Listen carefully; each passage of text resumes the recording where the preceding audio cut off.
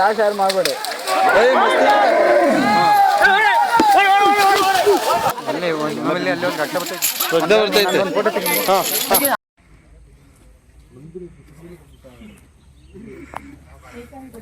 ಗಿಡನ ತೆಗೆದು ಮಾಡಿ ತಲೆ ಹೀಗೆ ಬಂದಿತ್ತು.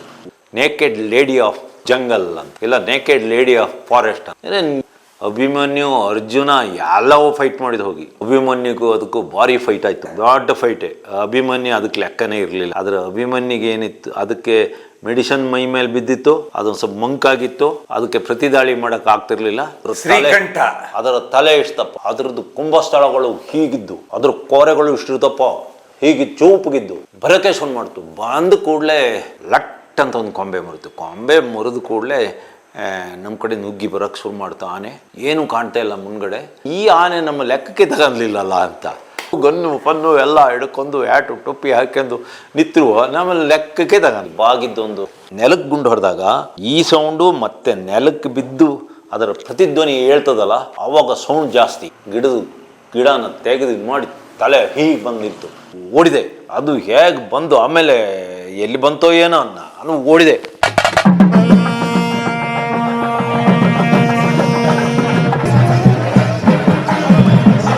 ಈ ಬಾರಿ ಶ್ರೀಕಂಠ ಅಂದ್ರೆ ಶ್ರೀಕಂಠ ಆನೆ ಬರ್ತಾ ಇದೆ. ಏನ್ ಸರ್ ಇದು ವಿಶೇಷ ಅಂತ ಹೇಳಿದ್ರೆ? ಸುಮಾರು 6 ರಿಂದ 8 ವರ್ಷದ ಹಿಂದೆ 26 ಆನೆ ಹಿಡಿಯೋಕ್ಕೆ ಒಂದು ಪರ್ಮಿಷನ್ ತಂದರು.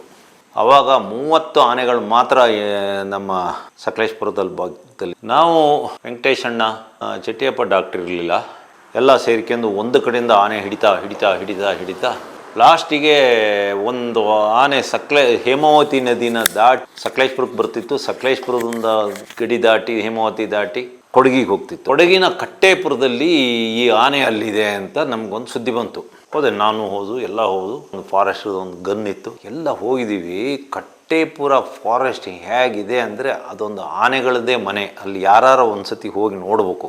ದೊಡ್ಡ ಬಳ್ಳಿ ಮರಗಳು, ಆ ಬಳ್ಳಿಗಳು ದೊಡ್ಡ ಬಳ್ಳಿಗಳು, ಆ ಬಳ್ಳಿಗಳೆಲ್ಲ ಮರದ ಮೇಲೆ ಕವರ್ ಆಗಿ ಅದೊಂಥರ ಮನೆ ಥರ. ಅದರೊಳಗಡೆ ಸೂರ್ಯನ ಬೆಳಕು ಬೀಳಲ್ಲ. ಆ ಮಲ್ಗ ಜಾಗಗಳಲ್ಲಿ ಒಂದು ಚೂರು ಎಲೆ ಎಲ್ಲ ಏನು ಇಲ್ದಂಗೆ ಕೊಂಬೆ ಎಲ್ಲ ತೆಗೆದು ಕ್ಲೀನಾಗಿ ಇತ್ತು ಆ ಭಾಗ, ಅಂದರೆ ಆನೆ ಮಲ್ಗ ಜಾಗ. ಅಲ್ಲಿ ನಾವು ಎಲ್ಲ ಜೀಪೆಲ್ಲ ನಿಲ್ಲಿಸಿ ಆನೆ ಹುಡ್ಕೊಂಡು ಹೋಗ್ತಾ ಇದ್ದೀವಿ. ದಾರಿಯಲ್ಲಿ ಒಂದು ಆನೆ ಮೂತ್ರ ಮಾಡ್ಕೊಂತ ಹೋಗಿತ್ತು. ಅಷ್ಟೊತ್ತಿಗೆ ನಮ್ಮ ಮಾವತರುಗಳೆಲ್ಲ ಹೇಳಿದರು, ಇಲ್ಲಿ ಒಂದು ಆನೆಗೆ ಮದ ಬಂದಿದೆ. ಮದ ಬಂದ ಆನೆಗಳು ಸಾಮಾನ್ಯಕ್ಕೆ ದಿನೆಲ್ಲ ಮೂತ್ರ ಮಾಡ್ತಾ ಇರ್ತವೆ. ಅದು ಎಲ್ಲಿ ಹೋಗ್ತದೆ ಅಲ್ಲಿ ಹನಿ ಬೀಳ್ತಾ ಇರ್ತದೆ. ಆಮೇಲೆ ಅದ್ರ ಜೊತೆಗೆ ಆ ಮದ ಬಂದಿದ್ದ ಆ ವಾಸನೆ ಐತಲ್ಲ, ಆ ಭಾಗದಲ್ಲೆಲ್ಲ ಇರ್ತದೆ. ಅಲ್ಲೇನೋ ಮರಕ್ಕೆಲ್ಲ ತಿಕ್ಕಿದಲ್ಲೆಲ್ಲ ವಾಸನೆ ಇರ್ತದೆ. ಅದು ಅಲ್ಲೊಂದು ಮರಕ್ಕೆಲ್ಲ ಬೆನ್ನು ತಿಕ್ಕಿ ಹೋಗಿತ್ತು. ನಾನು ಒಂದು ಸತಿ ಹಿಂಗೆ ನೋಡಿದೆ, ವಾಸನೆ ಹೊಡಿತಾ ಇತ್ತು. ನಮಗೂ ಒಂದು ಸ್ವಲ್ಪ ಪುಕ್ಕು ಆಗ್ತಾಯಿತ್ತು. ಅದು ಅಲ್ಲಿ ಕಟ್ಟೇಪುರ ಹೇಗೆ ಅಂದರೆ ಇಡೀ 1.5-2 ಎಕರೆ. ನಾನು ಆ ಕಟ್ಟೇಪುರದ ಒಂದು ಲೊಕೇಶನ್ ಯಾವ ರೀತಿ ಅಂತ ಹೇಳ್ತೀನಿ. ಹೇಮಾವತಿ ನದಿ ಕೋಟ್ಯಾಂತರ ವರ್ಷದ ಹಿಂದೆ ಅಲ್ಲೊಂದು ದೊಡ್ಡ ಬೆಟ್ಟವನ್ನೇ ಕೊರೆದು 2 ಭಾಗ ಮಾಡುತ್ತೆ. ಹೇಮಾವತಿಯ ಬಲಭಾಗ ಕಟ್ಟೇಪುರ ಆದರೆ ಹೇಮಾವತಿ ನದಿಯ ತೀರದ ಎಡಭಾಗ ದೊಡ್ಡ ಬೆಟ್ಟ, ಅದು 1,500 ಎಕರೆ. ಆ ಇಡೀ ಬೆಟ್ಟನ ಕೊರೆದು ಹೇಮಾವತಿ ಮುಂದೆ ಸಾಗಿರೋದು. ಆ ಬಲದಂಡೆಯಲ್ಲಿರೋದೇ ಕಟ್ಟೇಪುರ ಸುಮಾರು 2,000 ಎಕರೆ ಇರ್ಬೋದು. ಕಟ್ಟೇಪುರ ಏರಿಯಾ ಎಲೆ ಉದುರ ಕಾಡುಗಳಾಗಿದ್ದರೂ ಕಟ್ಟೇಪುರ ಕಾಡು ಮಾತ್ರ ಪೂರ್ತಿ ಮುಕ್ಕಾಲು ಹಸಿ ನಿತ್ಯ ಹರಿದವರ್ಣ ಕಾಡುಗಳು. ಅಲ್ಲಿರೋ ಮರಗಳು ಅದೇ ಥರದ ಮರ. ಸಾಮಾನ್ಯಕ್ಕೆ ಎಲೆ ಉದುರ ಕಾಡುಗಳು ಜನವರಿ, ಫೆಬ್ರವರಿ, ಮಾರ್ಚ್ ಟೈಮಲ್ಲಿ ಪೂರ್ತಿ ಎಲೆ ಉದುರಿಸಿಬಿಡ್ತವೆ. ಅಲ್ಲೆಲ್ಲ ಬೆಲೆ ಬಾಳ ಮರಗಳಿರೋದು. ಬೀಟೆ, ಹೊನ್ನೆ, ಅದೇ ರೋಸ್ ವುಡ್ ಇರ್ಬೋದು, ಹೊನ್ನೆ ಮರಗಳು, ಇವೆಲ್ಲ ರಿಸರ್ವ್. ಆಮೇಲೆ ನಂದಿ ಮರ ಅಂತ, ನಮ್ಮಲ್ಲಿ ಒಂದು ನಂದಿ ಮರ ಅಂತ ಇದೆ. ಅದು ಎಷ್ಟು ವೈಟ್ ಆಗಿರ್ತದೆ ಅಂದರೆ ಫುಲ್ ವೈಟ್. ಬ್ರಿಟಿಷರು ಆ ಮರ ಬಂದು ನೋಡಿ ಅದಕ್ಕೊಂದು ಅವರೊಂದು ಹೆಸರಿಡ್ತಾರೆ, ನೇಕೆಡ್ ಲೇಡಿ ಆಫ್ ಜಂಗಲ್ ಅಂತ, ಇಲ್ಲ ನೇಕೆಡ್ ಲೇಡಿ ಆಫ್ ಫಾರೆಸ್ಟ್. ಅದು ಯಾಕೆಂದರೆ ಬ್ರಿಟಿಷರು ಬೆಳ್ಳಿಗೆ ಇದ್ರಲ್ಲ, ಮರನೂ ಬೆಳ್ಳಿಗೆಯ, ಹಾಗಾಗಿ ಇಟ್ಟರು ಅಂತ ಕಾಣ್ತದೆ. ಆ ಮರಗಳಿಂದ ತುಂಬಿರೋ ಕಾಡು. ನಾವು ಆ ಕಡೆಯಿಂದ ಎಂಟ್ರಿ ಕೊಟ್ಟಾಗ ರೋಡಲ್ಲೆಲ್ಲ ಗುರಿ ಕೆರೆಯೋದು ಅಂತೀವಿ, ಕೆಲವು ಕಡೆ ಅದು ಕಾಲು ಕೆರೆಯೋದು ಅಂತಾರೆ. ಈ ಗೂಳಿಗಳು ಹಾಗೆ ದಾಳಿ ಮಾಡೋಕ್ಕಿಂತ ಮೊದಲು ಗುರಿ ಕೆರೆದು ಇಲ್ಲ ಕಾಲು ಕೆರೆದು ಮುನ್ನುಗ್ಗೋದು. ಅಲ್ಲೆಲ್ಲ ಕಾಲು ಕೆರೆದಿತ್ತು ಎಲ್ಲ ಕಡೆನೂ. ಆಮೇಲೆ ಅಷ್ಟೊತ್ತಿಗೆ ದಾರಿಯಲ್ಲಿ ಎಲ್ಲ ಕಡೆ ಮೂತ್ರ ಇತ್ತು. ಸಾಮಾನ್ಯಕ್ಕೆ ಮದ ಬಂದ ಆ ಗಂಡಾನೆಗಳು ದಿನ ಎಲ್ಲ ಅದಕ್ಕೆ ಮೂತ್ರ ಬೀಳ್ತಾ ಇರ್ತದೆ. ಆಮೇಲೆ ಮುಂದೆ ಓದು ಕಾಡೊಳಗೆ ಅದೊಂದು ಭಯಂಕರ ಕಾಡು, ಅದು ಅತಿ ದುರ್ಗಮವಾದ ಮತ್ತು ಅಷ್ಟೇ ಅಪಾಯಕಾರಿ ಕಾಡು. ಅದು ಒಂದು ಆನೆ ಅಲ್ಲ, ನಾವಲ್ಲಿ ನಿತ್ತಲೇ 2 ಆನೆ ಆ ಕಡೆ ಹೋದು. ನಾವು ನೋಡ್ತಿದ್ದಂಗೆ ಅವು ಪಾಡಿಗೆ ಹೋದು, ನಮ್ಮನ್ನು ಲೆಕ್ಕಕ್ಕೆ ತಗೊಂಡ್ಲಿಲ್ಲ. ನಮಗೂ ಬೇಜಾರಾಯಿತು, ಈ ಆನೆ ನಮ್ಮ ಲೆಕ್ಕಕ್ಕೆ ತಗೊಂಡ್ಲಿಲ್ಲಲ್ಲ ಅಂತ. ಗನ್ನು ಪನ್ನು ಎಲ್ಲ ಹಿಡ್ಕೊಂಡು ಆಟು ಟೊಪ್ಪಿ ಹಾಕ್ಕೊಂಡು ನಿಂತಿರುವ ನಮ್ಮಲ್ಲಿ ಲೆಕ್ಕಕ್ಕೆ ತಗೊಂಡು. ಆಮೇಲೆ ಅವುಗಳು ಅಲ್ಲಿ ಆನೆಗಳು, ಪಾಪದ ಆನೆಗಳು, ಆದರೆ ಎಲ್ಲ ಥರದ ಆನೆಗಳು ಇದ್ದು ಅಲ್ಲಿ, ಪಾಪದವು ಇದ್ದು ಎಲ್ಲ ಇದ್ದು. ಆಮೇಲೆ ಒಳಗೆ ಹೋಗ್ತಾ ಒಂದು 6 ಆನೆಗಳು ನಮ್ಮ ನೋಡಿ ಅವಾಗ ಮಾತ್ರ ಖುಷಿ ಆಯಿತು. ಓಡಕ್ಕೆ ಶುರು ಮಾಡಿದ್ದು, ಹೋಗಿ ಎಲ್ಲೊಂದು ಬೆಟ್ಟ ಇದೆ, ಬೆಟ್ಟ ನೆಟ್ಟಗೆ ಹತ್ತಿ ಎಲ್ಲೋ ಮಾಯ ಆಗೋದು. ಆಮೇಲೆ ಒಳಗೆ ಹೋಗ್ತಾಯಿದ್ದೀವಿ, ಆ ವಾಸನೆ ಜಾಸ್ತಿ ಆಗ್ತಾಯಿದೆ.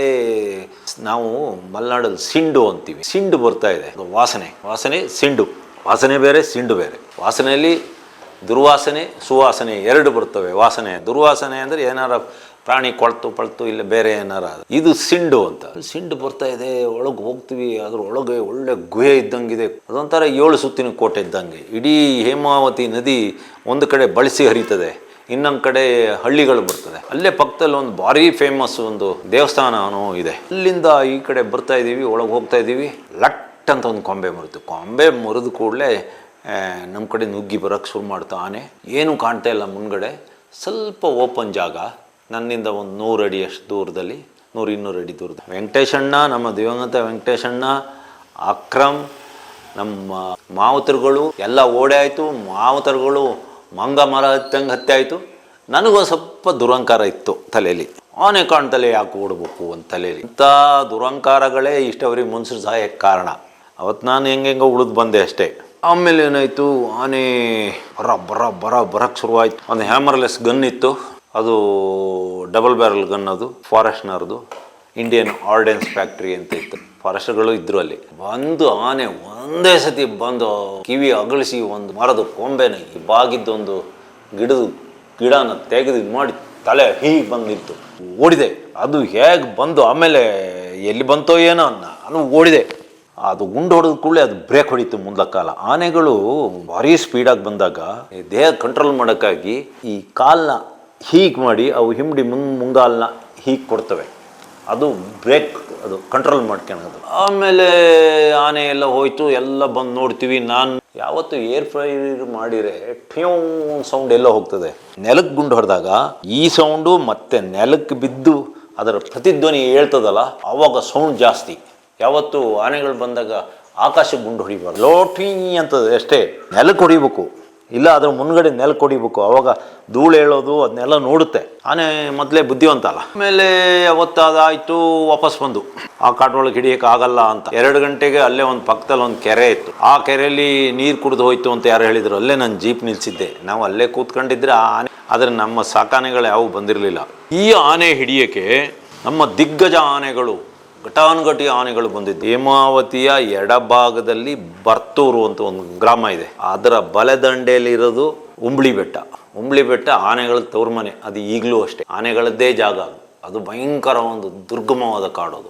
ಆಮೇಲೆ ನಾವು ವಾಪಸ್ ಬಂದು ಅದಕ್ಕಿಂತ ಅವತ್ತೇ ರಾತ್ರಿ ಈ ಆನೆ ಒಂದು ನದಿ ದಾಟಿ ಅಲ್ಲಿಂದ ಕಟ್ಟೆಪುರದಿಂದ ಆನೆ ದಾರಿ ಆದರೆ ಒಂದು 3 ಕಿಲೋಮೀಟರ್ 4 ಕಿಲೋಮೀಟರ್, ನಮ್ಮ ಮನುಷ್ಯರ ದಾರಿ ಆದರೆ ಒಂದು 7-8-10 ಕಿಲೋಮೀಟರ್. ರಾತ್ರಿ ಬಂದಾಯಿತು, ಮರ ಮುರ್ಕೊಂಡು ಗೀಳಿಡ್ತಾ ಬಂದಾಯಿತು. ಎಲ್ಲ ಜನಗಳೆಲ್ಲ ಇವರೆಲ್ಲ ನಮ್ಮ ಮಾವತರುಗಳು, ಕಾವಾಡಿಗಳು, ಫಾರೆಸ್ಟ್ಗಳು ಎಲ್ಲ ಎದ್ದು ಕೂಗಾಡಿರು, ಎಲ್ಲ ಬೆಂಕಿ ಹೊಚ್ಚಿದ್ರು, ಪಟಾಕಿ ಹಾಕಿರು, ಗುಂಡು ಹಾರಿಸಿರು. ಆದರೂ ಬಂದೇ ಬಿಡ್ತು ಅರ್ಜುನ್ ಹತ್ರಕ್ಕೆ. ಅರ್ಜುನನು ನಿತ್ತಲ್ಲಿ ನಿಲ್ತಾ ಇಲ್ಲ, ಅದಕ್ಕೆ ಮತ ಬಂದಿಲ್ಲ. ಆ ಮದ ವಾಸನೆ ಬಂದ ಕೂಡಲೇ ಅದು ಯಾವುದೇ ಆನೆ ಆಗಲಿ, ಅದು ಎಂಥ ಪರಾಕ್ರಮಿ ಆನೆ ಆಗಲಿ, ಮದ ಬಂದ ಆನೆ ಸ್ಮೆಲ್ ಬಂದ ಕೂಡಲೇ ನಮ್ಮ ಆನೆಗಳು ಯಾವುದೇ ಆಗಲಿ, ಕಾಡಾನೆ ಆಗಲಿ ಸಾಕಿದ ಆನೆ ಆಗಲಿ, ಆ ಸ್ಮೆಲ್ಲಿಗೆ ಹೆದರ್ಬಿಟ್ಟು ಹೆಣ್ಣಾನೆಗಳು ಓಡ್ತವೆ, ಮರಿಗಳು ಓಡ್ತವೆ. ಆಮೇಲೆ ಘಾಟ್ ಕೋಲಾಹಲ ಆಯಿತು. ಒಂದು 10-20 ಗುಂಡು ಆಕಾಶಕ್ಕೆ ಹಾರಿಸಿರು. ಅರ್ಜುನನ್ನು ಎಳ್ಕೊಂಬಂದು ಎಲ್ಲ ಆನೆಗಳ ಜೊತೆ ಕಟ್ಟಿದ್ರು ನದಿ ಸೈಡು.